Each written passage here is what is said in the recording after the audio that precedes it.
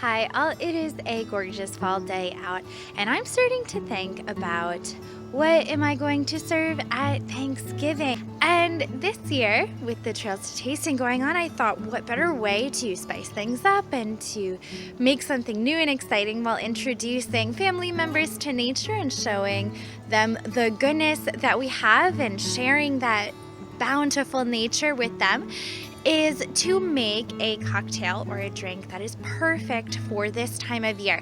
And that's going to be the Crabapple cider, which we are going to make using champagne, these crab apples, and some caramel, because who just doesn't love caramel?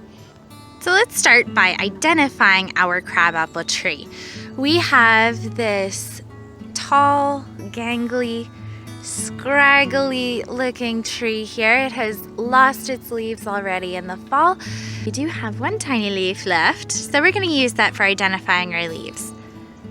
Here we have the fruits of our crabapple tree.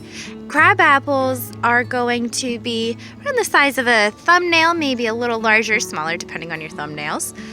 And you are going to see smooth bark with, you can kind of see it along the side. There's going to be almost little dots or speckles that are a silver or white pale color.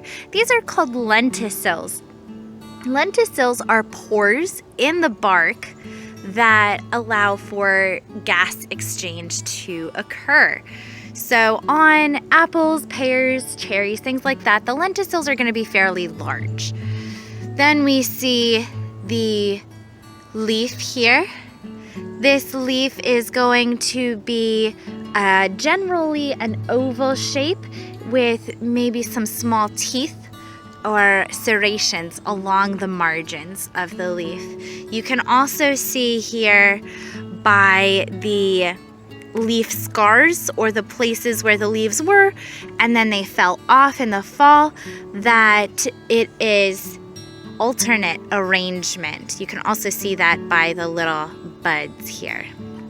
You are also going to notice these fruits in the fall. In the spring, they have beautiful white flowers, this native variety does. They're going to range in color from a yellow-orange to a brownish red, depending on which type of tree, of crabapple tree you are going to use. So to make our cocktail, we are going to need the fruits. And what we're going to do is we're kind of going to mash them up almost as if you're making applesauce. And that's going to be what we use to make our syrup, or in this case, a not so simple syrup. And you can check out my video for how to make a not so simple syrup at the end here. You may notice that some of the fruits or pomes, P-O-M-E, may be a little mushy or brown, a little dark in color, but don't worry, these are still ripe, and since we're only needing them for the juicing process, it may actually make that whole entire process a lot easier. They may also be sweeter in flavor since when you get overripe, the sugar production is crazy high. So instead of being super tart, you may get some sweeter juices out of those overripe fruits. Remember, even though we need a lot of these to make our not so simple syrup, you need to still remember to leave some for the wildlife. Not all birds migrate for the winter. Birds that will eat these wonderful crabapple fruits that stay around on your trees may be cedar waxwings, cardinals, robins love them, towhees, and others. So remember to leave some of these wonderful fruits for the birds that are going to stick around year-long or the ones that are going to migrate through and still need the resources and energy that these fruits or palms provide. For reference, this is about 2 cups here of crab apples that I was able to harvest. Have our wonderful crabapple not so simple syrup. So now let's make our cocktail. we have to open our champagne, or if you want a kid-friendly or you just don't want the extra alcohol, that's totally fine. You don't have to use champagne. You can use sparkling cider as a great alternative that is still top-notch and delicious. But I have Prosecco here, so we take our champagne glass and we add a little bit of fun to it. So this is caramel sauce. Take our champagne glass and dip it. Make it pretty. All right, this is supposed to be yummy and fun and festive. And what is more festive than caramel apple cider? Although if you don't like caramel, that's, you know, whatever, that's fine. You don't have to do that step if you don't like that. Then you take your wonderful, freshly made simple syrup, well, not so simple syrup,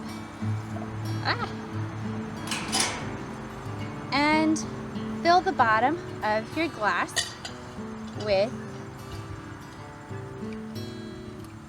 your apple.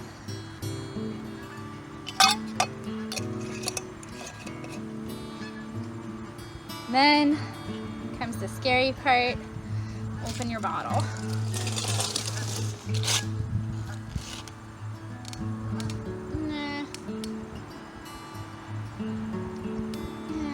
I hate this part.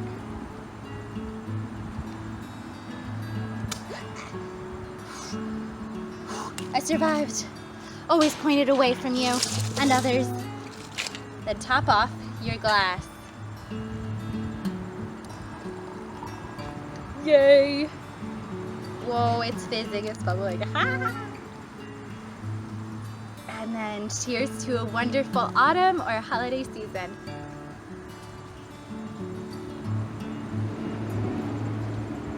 Oh my gosh.